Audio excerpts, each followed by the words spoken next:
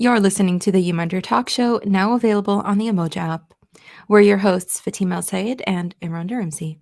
On this weekly talk show, we invite professionals and teenagers to take us through their journeys and give us advice. Remember, if you have any questions for our panelists, you can always leave them in the live comments and we'll get to them during the show. And before we start, we wanted to mention a bit about the Inspire platform. It is a question and answer platform for career advice in our Shia community. So as a rising professional, you can ask for great advice from other professionals in our community.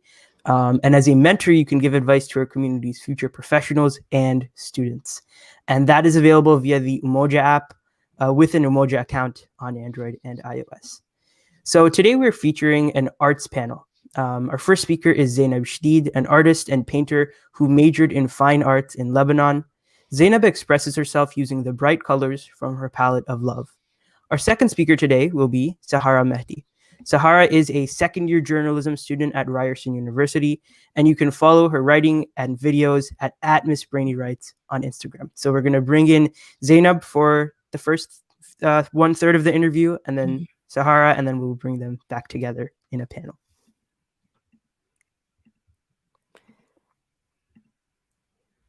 So first, we're going to bring on Zeinab. Assalamu alaikum.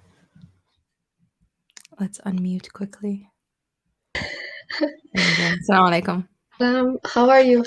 I'm doing well. How are you? Fine. So let's get right into it since we only have a limited time for both of you guys.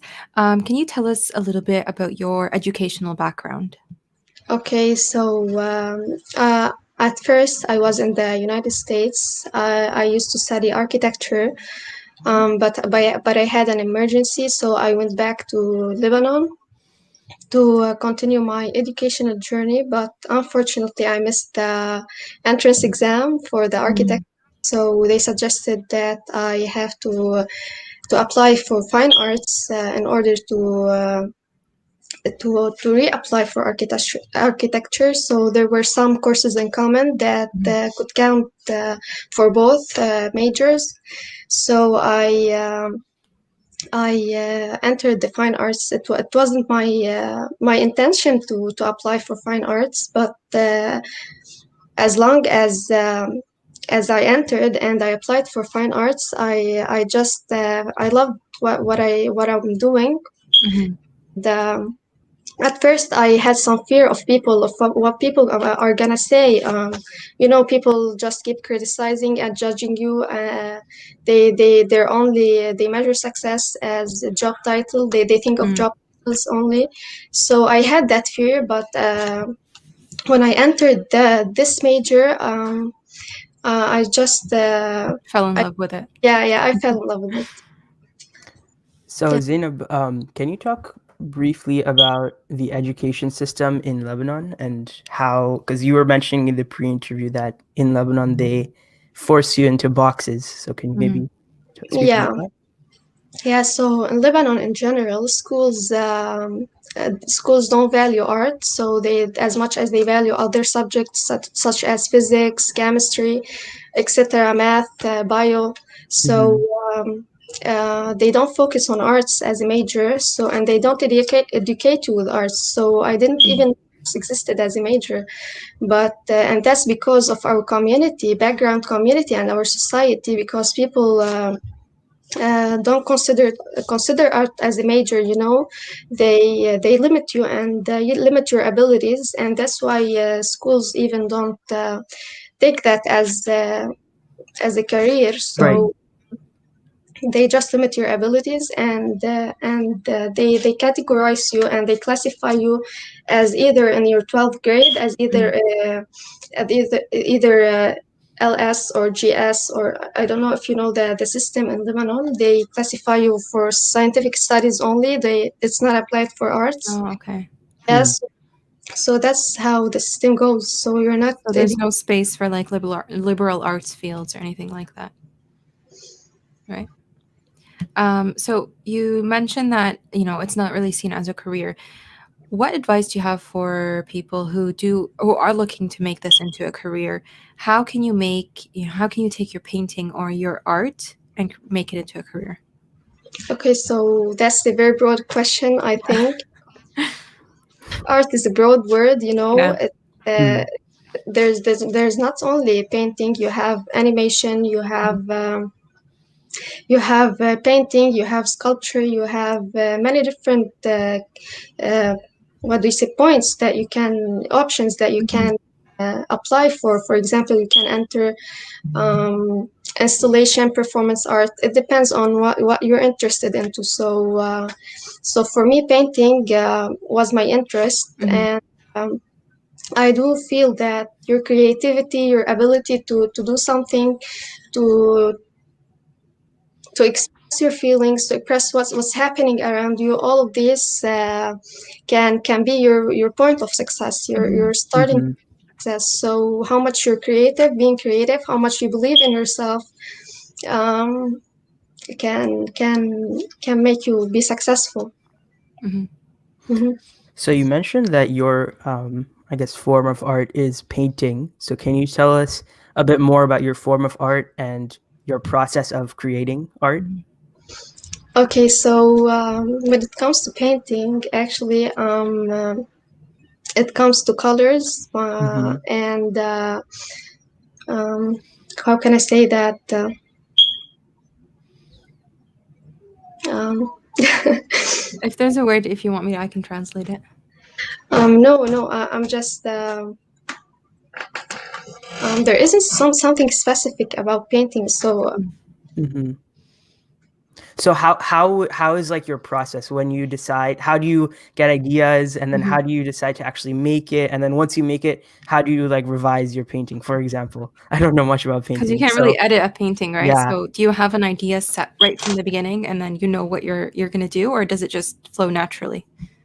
no, it flows naturally. Actually, Mm-hmm. when once you get an idea, you just start painting, and the progress changes as long as you get into the painting. So there isn't something specific. The progress of the painting is always changing by the time you're working on it, you know. Yeah. Well, yeah, and the ideas might change once you're working on it.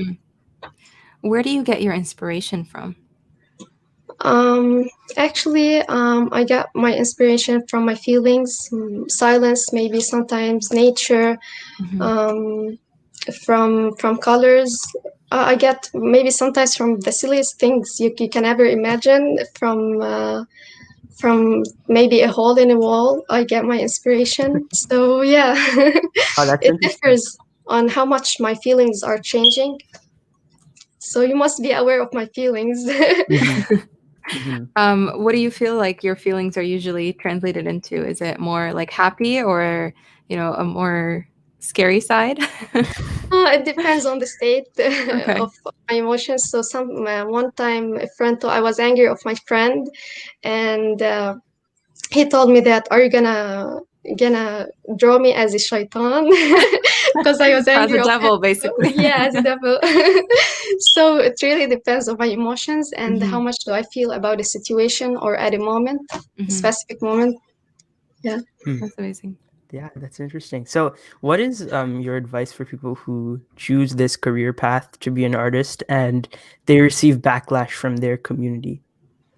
Okay, I just want to say, for people who feel so and get so much criticism, and people criticize them, Yeah. and don't listen to them. Don't follow their Mm-hmm. desires. Just follow your dreams. You don't have to follow their dreams. You know, you must have you must believe in yourself, and you must go creative for your career and your major. How the you measure success. People usually measure success by how much your salary is, or by your job title, and that's Mm-hmm. something different. It's how much you have an impact. Your job has an impact on your mental and physical health. So I just um, give an advice for people to just follow their dreams, and as long as they're working hard, where hard work won't pay off, of course. For example, why would someone, an ex person, would be so successful by the time you have the same opportunities? Why won't you be successful the same as he will be, you know? So Mm-hmm. Yeah, you must believe in yourself in Right. order to be successful, and you must work hard for that. It will take time, of course. Mhm. It's not easy at all. So yeah, that's it. Okay, well, thank you very much for that, for introducing yourself, Zainab. So now we're going to move on to Sahara Mehdi, and we will bring you back into a panel at the end. So again, Sahara is a second-year journalism student at Ryerson University, and you can see on the ticker there that you can follow her writing and videos at Miss Brainy Writes on Instagram. So, Assalamualaikum. hey, Assalamu alaikum. So can you start by just introducing yourself and how you got into journalism? Yeah, so like you said, I'm in my second year of journalism school at Ryerson. Mhm. I started writing when I was really young, and I started writing poetry when I was around 15. So that was kind of my introduction when I really fell in love with writing. And then as I got a little bit older, I was trying to figure out how I could turn that into a career. And I Right. ended up doing an internship with a journalist who was a friend of my mom's, and I really loved journalism. Mhm. And then so I applied to Ryerson, and that's how I got here. That's amazing. You got that internship opportunity, before you even got to school. A lot of advice that we hear on the show is to go and shadow people who are in the fields that you love. So you're the biggest example of that. So why study journalism specifically? What drew you to the field? Yeah, so like I said, that internship was really my first introduction. But the journalist I worked with, Heather, she is a travel journalist. So she kind of just introduced me into that kind of writing. But I've always been very passionate about human rights and just like social activism. So I thought going into journalism would be a good way to channel my writing into something good, to advocate for people who couldn't advocate for themselves. So can you actually go into more about your poetry also? And also we've been telling people about your Instagram page. So if you want to maybe talk about that a little bit. Yeah, so I started writing poetry, like I said, when I was 15. I originally started writing spoken word because my best friend Fizza kind of showed me some spoken word poems, and I immediately thought it was the coolest thing. Mhm. And like I said, I've always been really passionate about human rights issues. So my first couple of poems were about things like the gender wage gap in Canada or about racism. So I Right. thought of it as a way for me to I guess, entertain, but also inform people about important issues. And I've kind of kept that up. A lot of times, some of the poems I write now are just about what I'm feeling, but I guess the aim of my account and my writing in general is so that people can read it and relate to it Mhm. and kind of articulate things that people may not know how to articulate themselves. Yeah. How do you leverage the power of words to, make a change or to give more awareness on different human rights issues? Yeah. I think the power of words is that storytelling can really shape the narratives and the beliefs that society has as a whole. If you hear something or read something a million times, you're going to believe it. So I think when it comes to things like racism or feminism, I'm hoping to kind of change the way people think a little bit and give them a different perspective by writing about it. But I think the beauty of poetry is that it's not just a list of statistics or a fact sheet. It's a form of entertainment. So you can really, especially with spoken word, you can make people laugh or make people feel and empathize, but also inform them about important things that are happening. So you can do both. So one related question, because this isn't the arts panel. Yeah. Do you think that writing is considered an art? Yeah, I definitely think writing is an art, but Mhm. I think a lot of things can be considered an art. Like I think that you could consider numbers an art because I don't understand them at all. So I think an art is anything where you use your God-given talents and do something with them. So whether you have a knack for, I don't know, carpentry or you have a knack for writing, I think both of those can be considered art. Yeah. Mhm. It's the craft, right? Mhm. Thinking back to my experiences from journalism school, I'm wondering if you are experiencing the same thing. What advice you have for students who are going through this?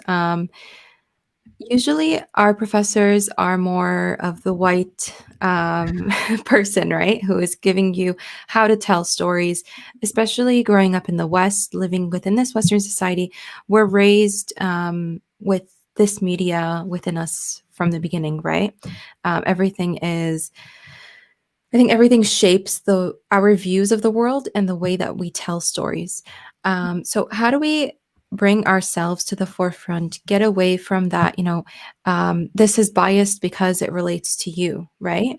Even though the bias is measured through that lens of the white person. So how do we take a step back and make that conscious decision to write in a way or cover stories in a way that really helps our communities, but also keeps everything that we believe in at the forefront, if that makes sense.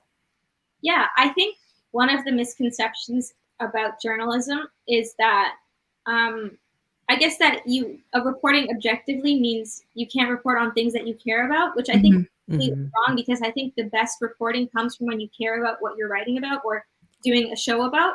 And I think you're right. When in schools, I mean, our school has a lot of white professors, but I think that if you realize the power that the stories of our community have, especially because they aren't being told, one of the best things that newsrooms want right now are new stories. And so the fact that our communities are being covered way less than the typical stories we see from white reporters, I think that gives us an advantage. And I think at the same time, you kind of need to surround yourself with people who validate your identity and your history. I know that, like in our school right now, we've definitely, a bunch of racialized students have banded together to kind of call out the racism that's been in our school in the past. Now our faculty and our admin have set out 5 goals for the next year to try and work to fix a bunch of the racism in our school. So I think coming together is a really good way to kind of to make change, and also to find people that reflect you, that you can look up to. Like I know I was saying that Shanaz Karmali is one of the few journalists in our community. And I was really lucky to have her as an instructor at Ryerson within my first semester. So she was obviously, because she's from our community, she was really open to stories and understood where I was coming from. So I think I was really lucky in that way, and really blessed to have that as a starting point, because it gives me the confidence to now approach some of my white professors who won't get it and say, this is why this story is important and why you should tell it. And I was going to ask that. So how do you approach, because I've experienced that, coming with a story. I think I pitched a story that was just talking about the experience of being half here, half there. And right when I say that, we can all relate to it. But even without the context, right?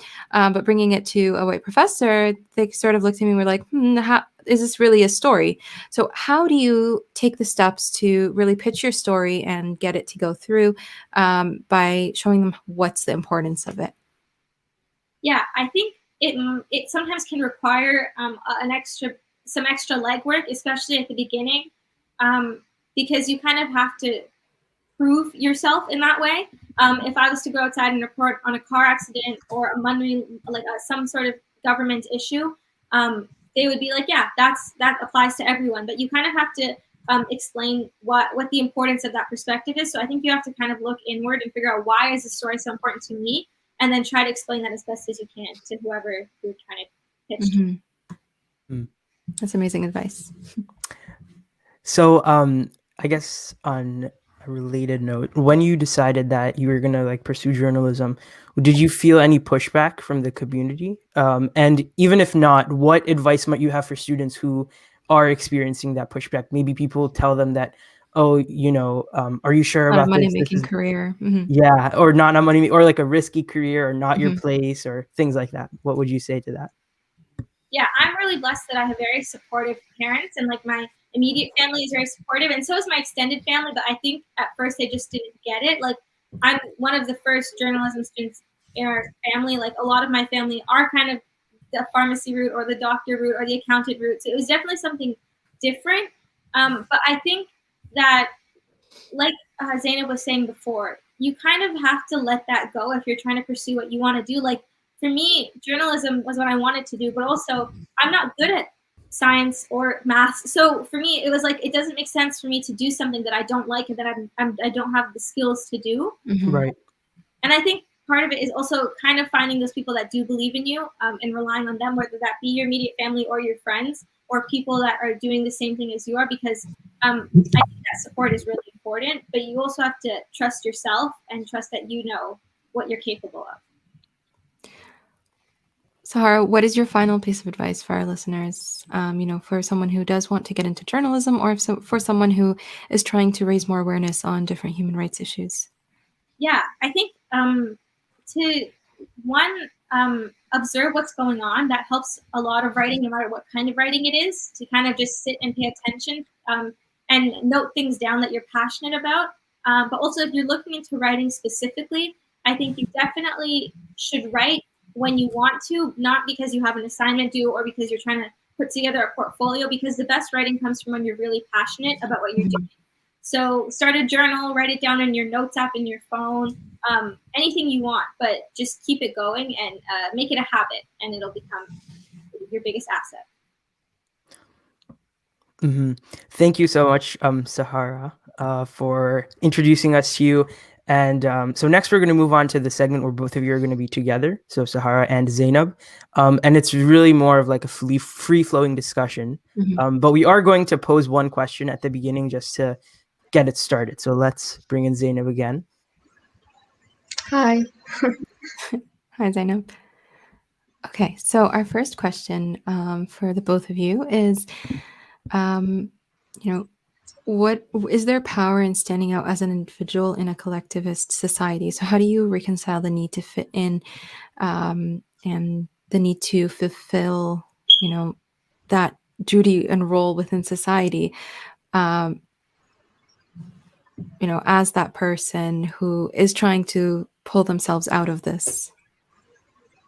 Yeah, I can go ahead. Go ahead. Yeah.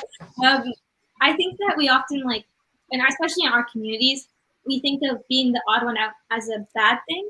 But I think when it comes to the arts, it can often be like an asset to the community, because if you have someone like Zeinab doing painting, that's a representative of our community. If you have a journalist in your community, there's someone talking about the issues that go on in our community. I think we need to stop looking at it as a bad thing, to be someone different, and start looking at it as a good thing, because I think you can bring a lot of different perspectives and represent the community in a different way.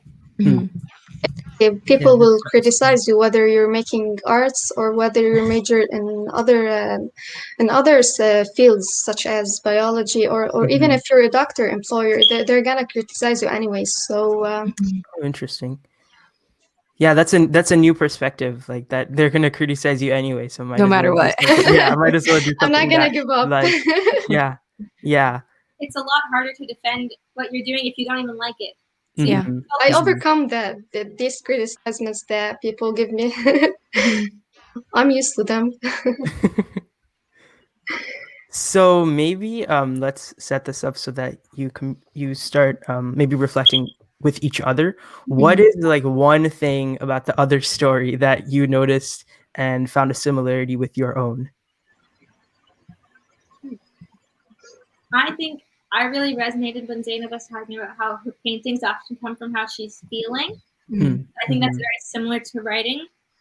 Sometimes, especially like I took a creative writing course last semester, and I would have an assignment due, but sometimes if the words just don't feel like coming, they're not going to come.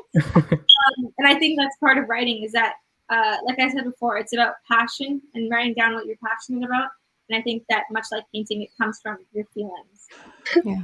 You just said everything I want to say. You left me nothing. Something that I'm thinking about is there's this, I think, debate between the need to make a living and then pursuing that career that you love. So can you turn that career that you love into a career that makes you a living? Yeah, of course. It depends on your willingness, on how much you want to be successful in your career and in your major. So you must be creative, and you must work hard in order to be successful and to make this career as a living. Yeah, I agree. I think if you have the talent and you have the passion, you just need the drive. And like Zeinab was saying, if you work hard in any career in the arts, you can be successful. Everyone will be successful if he work hard. Of course, if you work hard. Mhm. Okay, so maybe we could turn to a practical note. What is one piece of advice, for example, one course or activity that you would give to high schoolers to get involved in if they're interested in, your fields, either journalism or painting? Go to exhibitions. You must be more educated about art. Go search for art projects Mm-hmm.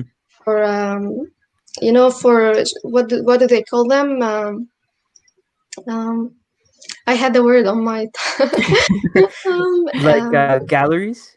no, not just Oh. galleries. They're activities. Yeah, and Mm-hmm. art Mm-hmm. activities. You must find them. You must search for them, and you must Mm-hmm. sing in order to yeah And keep. Zainab, you taught yourself, I think, how to paint and draw when you were younger, right? You didn't have any courses aiding you. Yeah, I didn't have the opportunity to go into schools, private schools of art and painting because the economic situations in Lebanon. So Mhm. yeah, I didn't have the opportunity, and schools weren't that much valuing arts. Mm-hmm. So I had to practice myself. Mhm. Which is very inspiring and relatable, I think. And then Sahara as well. Is there any advice that you have for high schoolers? Things that they can do to, improve their writing, improve their maybe skills within journalism? Yeah, definitely read a lot. Figure out what you like to read, and it's much easier to figure out your own writing style based on what you read, whether that's like reading different news agencies or reading books. Um, any sort of thing where you're learning more about how other people write helps you define how you can write. Mm-hmm. Sure. Okay. So this is, I guess, a question more about your process for both of you. How do you refine your piece of work? Because I know we were saying you can't exactly go in and revise a painting, but Yeah, we can in painting. Actually, we oh, can do really? Okay. anything. So tell me, like, how She's does it opening work? up the possibilities. How does it work? So actually, I just take a break, and in order to organize my thoughts, and then Uh-huh. after a period of time to just see what's wrong and what's right, what I'm gonna add, and Okay. yeah. So I can paint over the painting, I can Mm-hmm. put it all up. Once it's dry, you can change it. I think with writing it's similar. A lot of times you kind of need to walk away. Mhm. Mm-hmm. But the beauty of writing is that if like there's lots of times where I write something and I decide I hate it, but there's one line that I want to keep, I kind of take that out and save it for something else. But also I think me and Zayna will both agree about this, that you never really feel that something is done. Yeah. Whether it's a painting or a poem, you never walk away from it being like, yeah, this one's good. You kind of are always like, wait, what if I fix this or did this? So you kind of at some point you kind of just have to let it go, let it out to the world. I think there's a point where you have to. And you end up damaging all the work. Yeah.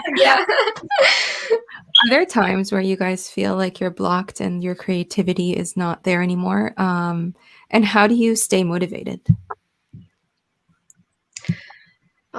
Yeah, I had that these times, of course. I think that we lack the friendly environment and the supportive peers.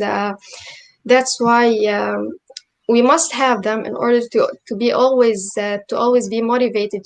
So I usually challenge myself to keep myself motivated, and I challenge myself to do something and to work it out. So that's how I keep myself motivated, and I also look at artworks for different successful painters.